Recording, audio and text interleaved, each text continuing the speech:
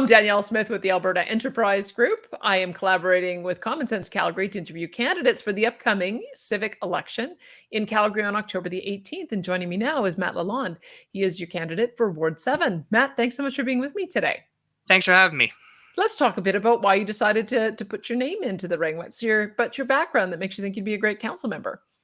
Absolutely. There's several reasons. I think one of the most important ones is I'm a fourth generation Calgarian. Calgary has been home for many, many, many, many years for my entire family. It's somewhere that truly is important to me. And I always thought it important to attempt to represent people in their communities as their leader. At the same time, I also recently graduated with a master's degree from the University of Calgary in city planning. And most of my colleagues left town. And I remember being a little distraught about that. We have a wonderful city, a high quality of life. Why leave? And when I asked them about it, most people gave me one of two answers. One being there is better economic opportunity elsewhere, and the other being that this city, be it its administration or council, is a difficult place to do business in bureaucratically. People have a lot of trouble with the intransigence, a lot of problems with the repetition and the attitude of this is the way things are done, that it made it quite difficult to implement new ideas and explore new opportunities in this career path. And to that extent, I thought, what better opportunity to take my name into the hat here and make sure that I could try to make this a better opportunity for everybody and make it a better place for people to stay, raise a family, and work. I'd love to know how you would change that, because I must tell you, I hear that a lot. What do you think you could do as a council member to change that culture? I believe that a lot. I think one of the most important things is it's first on my list of platforms for a very good reason, and it is community-driven governance. I think there is a culture at City Hall of really being disengaged with the citizenry, with people who with everyday problems, with the people that actually live, work, and play in our communities. And to that extent, what's important to me as a candidate and as a neighbor and as somebody with an interest in civics is really getting to talk to people, understand what the actual problems are, understand what small and large solutions can be applied to different problems to work with them, and then bringing those concerns directly to council and administration myself.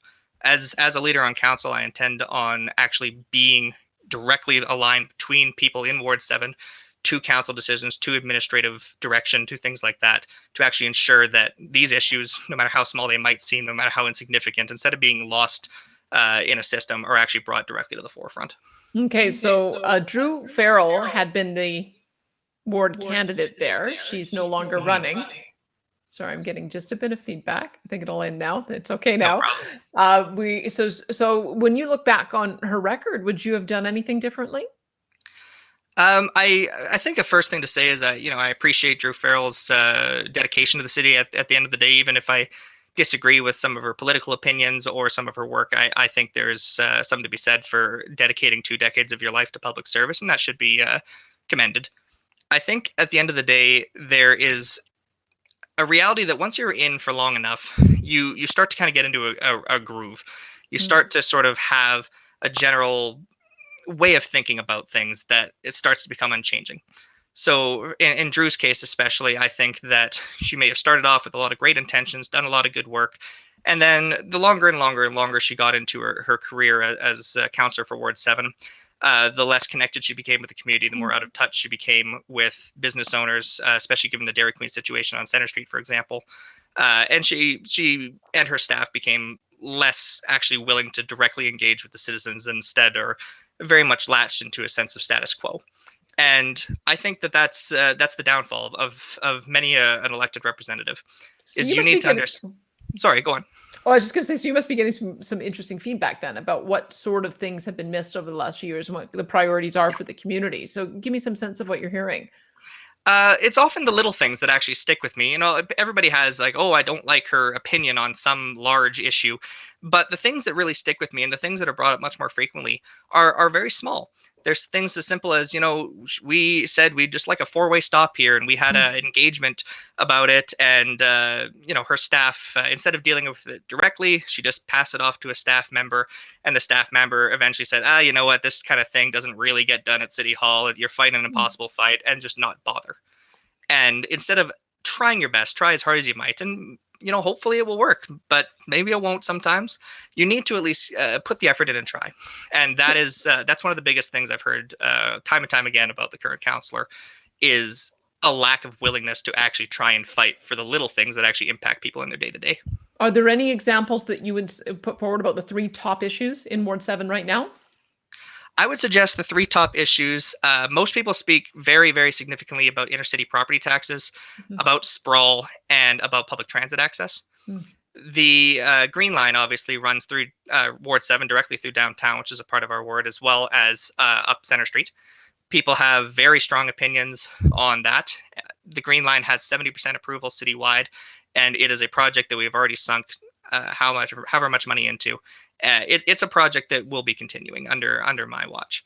It is something that is important, but there's lessons to be learned from it. Okay, there sure are. And I Please. guess this is the question that I have for you is that the original project proposal, I think, got a lot of buy-in. But as Mhm. you know, the current project proposal is extraordinarily expensive, going underground, only goes to 16th Avenue in the north and does not go all the way to the south. Surely, as someone who has a background in planning, there's got to be a better way to plan that. Absolutely, there were, and it reeks of incompetence, to be honest. The way that this project was handled, it's unfortunate, especially for people that live in North Calgary, up Center Street all the way up to Country Hills, that have been in need of LRT service for decades, ever since the Blue Line was constructed out to the northeast. We have been needing transit service up to our north communities, and as well to our south job centers. With the line will not make it to the South Hospital like it is supposed to. That is an important destination. It's important for the city's plans to actually build on a second office park down there. It is an important project, and it is a project that unfortunately looked wonderful on paper when we started, and was chipped away at and damaged until we have the version that we have today. It is quite unfortunate to me that this is what we have, but it is what we have. And I think at this rate, especially with the new council coming in with 9 new councillors, a new mayor, this will be an opportunity to really go back and review this process and find out how something like this can never happen again. All right, let's talk a little bit about spending. We'll talk more about capital in a second, but give Please. me your sense when you look at the city budget on the operating side. First of all, what do you think of the overall level of spending? Do you think that the city's spending too much, too little, or is it about right? I do think that the city has a spending problem, not a revenue problem. And there's something to be said for us just simply spending far past our means. I do appreciate the value that we often get out of spending our dollars. There are plenty of wants to have that I think are terrific, but there needs to be a recognition that this city needs to operate on a budget, and it cannot continually pass on those problems to taxpayers, especially those in the inner city. I speak volumes to one of our biggest budget problems is the way that we develop in this city. Typically, we build a suburban community. It's very low density. It's really quite far out. It typically is auto-oriented, which is fine and well, but comes with its consequences. And those communities, very soon after they are built, they will have a large influx of cash for the city, immediate property tax revenue, all the money that comes from the immediate development of a community is terrific. However, 20 years down the road, when infrastructure reaches its end of life cycle, you need to replace all the utilities, the pipes, the roads, what have you. Typically, local property taxes are not enough to cover those problems. Hmm. And there's only one or two solutions that ever gets dealt for that. Either we build a second community even further out to get that influx of cash to pay back the previous community, which is how a Ponzi scheme works, or we pass that on to inner city or developed communities as well in the form of a tax hike. And that continued development pattern is not an appropriate way to build a city. It is not a way that is remotely fiscally sustainable, let alone environmentally sustainable. It is not a development pattern that helps the city. And it only works if the city is always growing at a solid rate. If the city stops growing due to a recession, due to a pandemic, due to anything like that, this starts to fall apart very quickly. And all the things that we have come to appreciate with our high spending in the city, all of those start to show up saying, well, somebody's going to be left holding the bag. We have a problem with financing, and that's going to eventually be passed on to taxpayers who simply can't afford it. A couple things. My understanding is that the new suburban communities are being built with greater density than inner city. And part of the reason why we're having a discussion about do you build up or build out is because there's less density in the inner city. I think you've just described it the other way. What am I missing? There's a bit of both. So the general development pattern of the city is called a donut.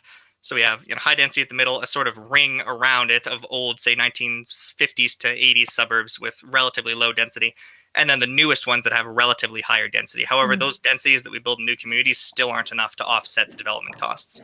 They're typically 90% single family homes as well as some large condo blocks, but we don't really build them in a way that makes enough sense to actually save us some money.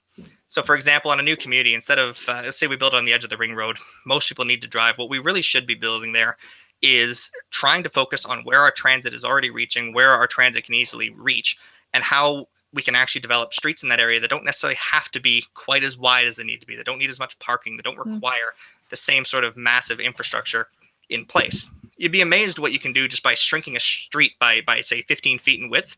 The extra houses you can get in there can add 10% to your property values or to your property tax revenue from your entire community just by changing not even the number of houses necessarily, but just how close together they are. There's definitely a way to develop this city that is going to be an approved way. There's also something to be said for inner city development as well in existing communities. I am generally a pro-development candidate. I simply believe that development needs to be in appropriate places and done in an appropriate fashion that works with the community. Let me ask you about the Guidebook for Great Communities, because it did cause a bunch of controversy, Mhm. particularly in the inner cities, because people are worried about it changing the character of their neighborhoods. How would you approach that issue? I do agree completely that that there should have been controversy with it. It's a document, especially as a city planner and as somebody who went to the University of Calgary. SAPL, my school, was involved in reviewing that document early on in the process as well.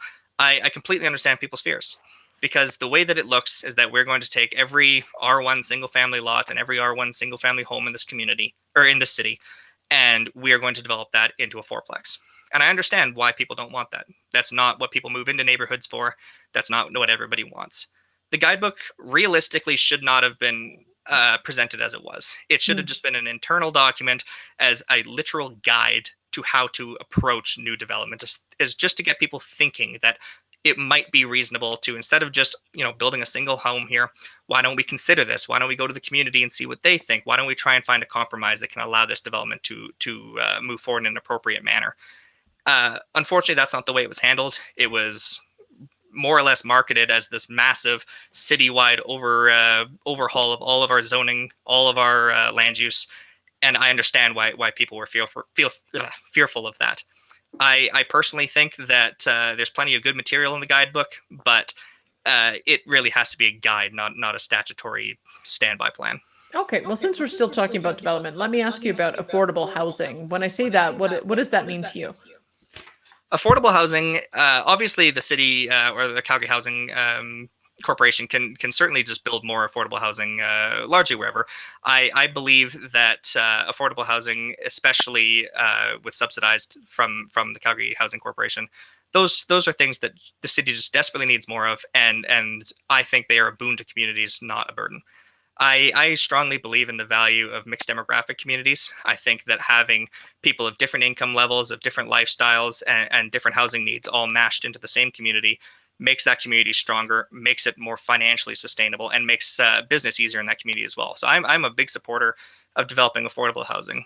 Again, it depends on how you do it. If you want, say, a 15-story affordable tower, maybe that's not appropriate for the middle of Sunnyside, but we can find the right places to put the right things for the right types of people. All right. I also believe that affordable housing can be managed simply by developing our communities in a more financially sustainable way. Taxes and property taxes are a large expense to a lot of people, especially our seniors. And affordable housing should be thought of in affordable taxes as well. Okay, let's talk a little bit about taxes because we've seen a couple of dynamics that have taken place in the city where, first of all, the collapse of downtown revenue pushed out taxes into the adjacent small businesses in the outlying communities. And when that became too much, it's now shifted again onto residents. How would you solve that problem? I think one of the biggest issues that we have downtown, especially, there's no understating how significant our vacancy issue is. I think that one of the big solutions to that is developing residential housing downtown. Right now, we have. I live in East Village personally, so I'm well familiar with how living in a skyscraper downtown is, with its ups and downs. But there are large swaths of our downtown, especially in our financial core, that have a population of zero or near zero, or there's just Hmm. sporadic residential buildings here and there. I strongly believe that office towers that we have standing vacant can be converted into residential housing. There are plenty of examples of that happening successfully, mostly the Beltline as well. However, the city needs to tackle that head on. Right now, we have private developers doing it. It is a massive financial risk to do. It's extremely expensive to convert a former office Hmm. building into residential housing, just for utilities, even let alone for the actual use. And I believe the city needs to take a leading role in providing incentives or breaks, or at least tax holidays for companies that are willing to undertake those sorts of renovations Give on me old some buildings. idea of what you'd be looking at there, because I mean, we have seen that there's lots of ways you can support business. You can do tax holidays, you can do reducing red tape and regulation, you can give direct grants or subsidies, like through Calgary Economic Development. Give me some idea of how you might incentivize. Calgary Economic Development would be who I would work with very significantly on that sort of a project. Hmm. I do believe that the administration could come up with a lot of different options for how people can attack it, because no one business is identical. No one business needs the exact same assistance, and I think a one size fits all program might not necessarily be the appropriate solution for each company. So I would be willing to work with each company individually through Calgary Economic Development to find a solution that works for them. Okay, so that's a residential conversion downtown. Correct. What would you do to attract business to Calgary? I think right now, growing up, especially my entire life, the Alberta advantage and the allure of Calgary has been something I have been very accustomed to. And these days, that has been, especially in the last 10 years, that has been something that has been eroded. Hmm. And I strongly believe that a better tax environment and a more economically centric council will be able to successfully advocate for this city as a location. I think that the current government has done a lot of good for this city economically, and I believe that a new city council will be able to build on that as well. I think Oh, attracting businesses to this community is increasingly important, regardless of what industry they are in. This is a place that should be open for business, and I'm excited to be a part of that. all right. Let's talk a little bit more about City Hall, because we're talking about culture change, but there is also some existing policies that you'd be inheriting. So when we look at the major cost for this for the city on the operating side, it's wages, it's salaries, it's benefits. Yeah. So let me start from the front line first. There has been an increase in employees. You get locked in on collective bargaining agreements, where sometimes the year-over-year increase is a bit out of step with what's happening in the general economy, or there's step Yeah. increases that happen just because of the pay grid. Do you think we need to do something different when it comes to looking at the front line? I do think so. I think one thing that would be important for me on day one as counselor is accepting a 20% pay cut, and Hmm. I believe that everybody should accept that as well. I think if I'm to stand here and say that City Hall and its administration spends too much money, costs too much to taxpayers, and is not getting enough value for its money, then I need to lead by example and make sure that council first is taking a financial hit to come more in line with what the Hmm. city should be operating with. I believe that there should be either a pay freeze or a restructuring of sorts within the Hmm. administration to try and cut down costs.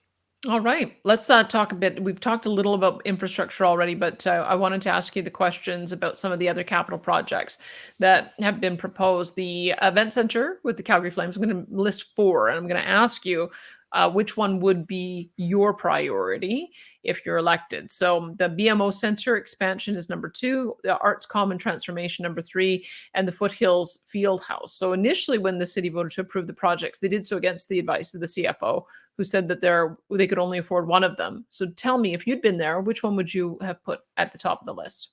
I would choose the convention and art centers. Yeah. Those would be And why my is two. that? I believe strongly in the value of mass convention space. The types of business that, say, Las Vegas or even Orlando receives based on their convention capacity, and the way Mm. that business leaders can interact in one large space is critically important for the economy. And I am a big supporter of redeveloping our convention spaces. As far as the arts community goes, the arts funding for the city has has been promised to be increased. I believe it's up to 15.5 million in 2022, and I believe the art center downtown will be a really good centerpiece for the city's arts community. I understand completely the concern over cost.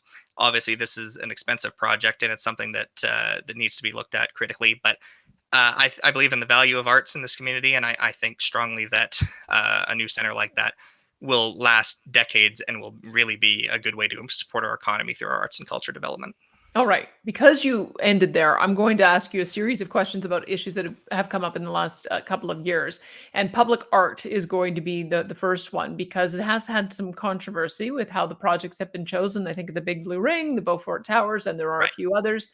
Do you support that program the way it's structured, or do you think it should be done differently? I think it needs a restructuring. The way that we have done public art in the city, again, I like public art. So do most people in general. But the way that we have built them in the city, especially with those two examples you cited, those are not art pieces that hardly anybody likes, and they're not in an appropriate location for people to actually enjoy. Often they're built on the side of freeway off ramps that are completely inaccessible to pedestrians. They're hardly viewable even. It's just not appropriate. And the way that we select our art pieces as well, is not terrific. It doesn't involve really significant community input. It doesn't involve a whole lot of transparency. And it spends quite a bit of money on things that people feel like they don't have a say in and tend not to appreciate. I think that is a fair problem and a fair critique from the community. So I would seek a restructuring of the way we handle our public art and how we fund it. All right. Another controversial issue that came up in the last year or so is the defund the police movement, is what they call themselves. Tell me what that means to you and what you think we should learn from it. Obviously, it's a complicated issue. I understand that defund the police is not simply to literally just remove enforcement dollars from our thing. It's to try and transfer those funds to say social work programs or different forms of let's call it enforcement, but using different avenues other than the police. I completely understand that. I think our police deserve to be respected. They do a great job for the city of Calgary, and they should receive the funding that they need to do their jobs properly. But I also understand completely how other people and other organizations can deliver certain results better. So I'd be happy to work with CPS as well as those other organizations to find out what type of budget people need, how we can better attack social programs through different funding situations. All right. Sort of a related policing issue is on another topic that came up was the reduction in speed limits in Mhm. the residential areas down to 40 kilometers per hour. Did you support that move? I personally didn't. Why I not? can understand the logic behind it, but at the end of the day, the reality of the situation is we are slowly creating a culture where the street should not be viewed as somewhere that is dangerous. It should be viewed as sort of permeable place for people.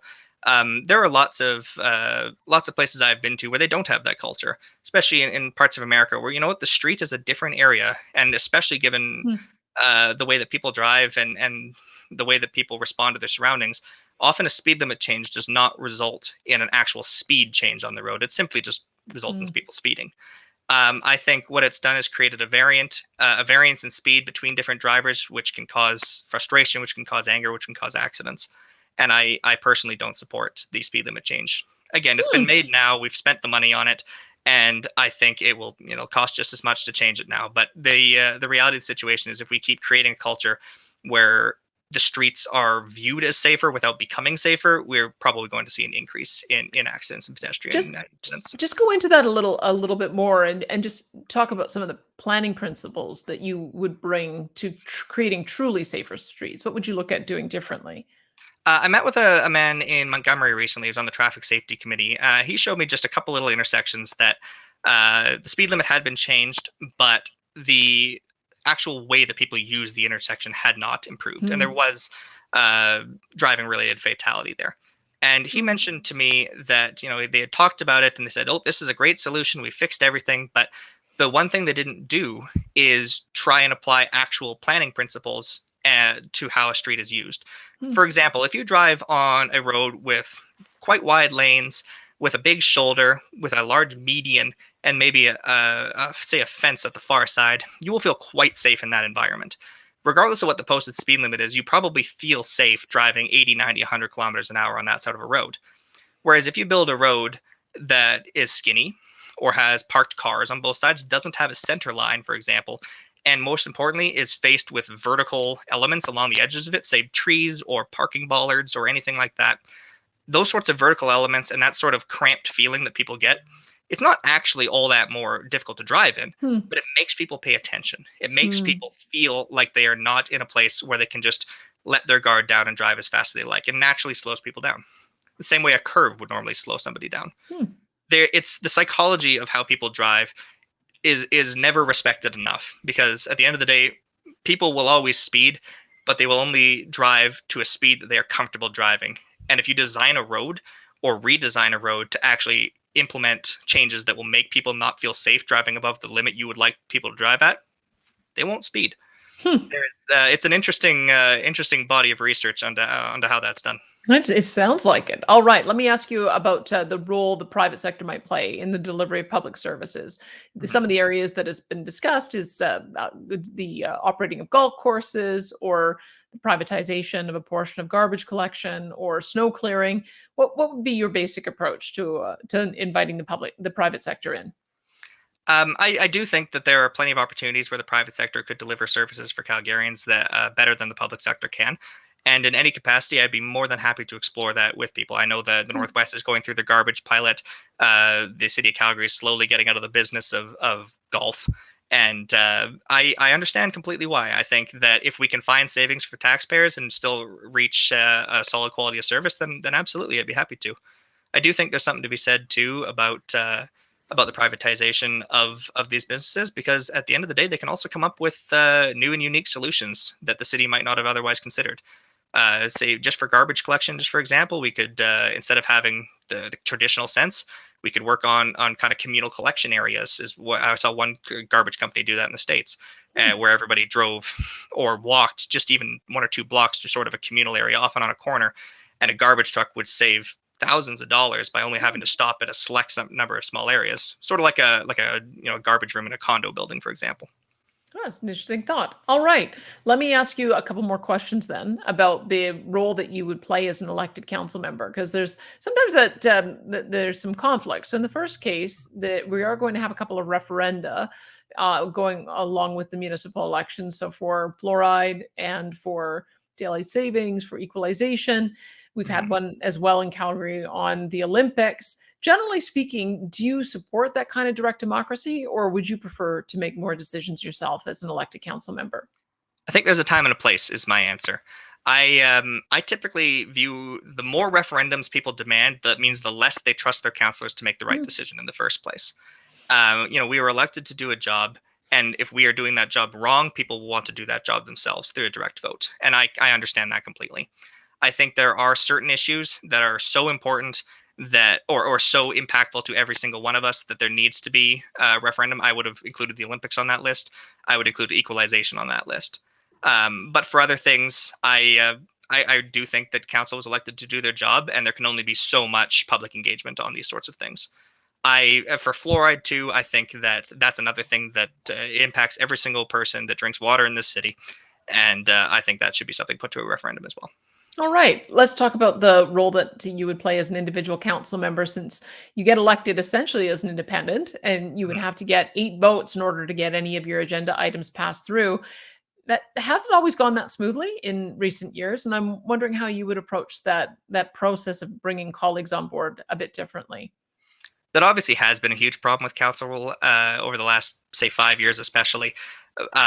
Really, a culture of anger and distrust and kind of gotcha moments that is really not an effective way to govern. As for me, I consider myself a conservative, and I went to a graduate school at the University of Calgary in a you know liberal arts sort of school. I have constantly come across disagreements with some of my closest colleagues, people that I've worked with for months on projects. I understand that people will have different views than me and will hold them strongly. I do pride myself, however, on my ability to work with anybody. It is important to me to deliver for the community first and for my ego far last. Hmm. I'm not here because I'm here seeking a win for my political ideologies. I'm here because I'm trying to represent citizens and I want to get the work done for them that they need. I'm Okay. happy to work with anybody to do that. Okay, and that it leads into my last question, which is sometimes you will get some recommendation from city administration to make a decision in a particular way for the benefit of the city as a whole, but your constituents will want you to vote a different way. What would you do in those circumstances? It would obviously depend on the circumstance, but I think at the end of the day, the administration is full of full of highly educated, smart people that understand how cities operate. But the city and this government is for the people, not for administration. And if it were close, I might have to make a decision one way or the other. But if say 75% of people really don't want something to go through, and this is their community that's being affected, at the end of the day, the administration and its recommendations has to come second to public will. All right. Now, how can people keep following your campaign and get in touch with you? What's the best way? The best way is to visit my website, www.mattward7.ca. On there, you can learn all about me as well as my platform. Anything I need, you can get lawn signs, donate as well. But perhaps the most important part on there is there's a section called Share Your Ideas. And that speaks really clearly to my first point about community-driven governance, is I want people to use that to actually email me. It goes directly to my phone, so I can hear exactly what your ideas, goals, priorities, what you need for Ward 7, what you think needs changing, what you think needs staying the same, how you want me to govern as your leader. It is important to me to engage directly with people, to be able to take issues directly from individuals to council, and I intend on using it as a candidate and continually through my term as councillor. All right. Well, thank you so much for the conversation today. I appreciate it. Thank you so much for having me. I appreciate it too. You got it. That is Matt Lalonde. He is your candidate for Ward 7.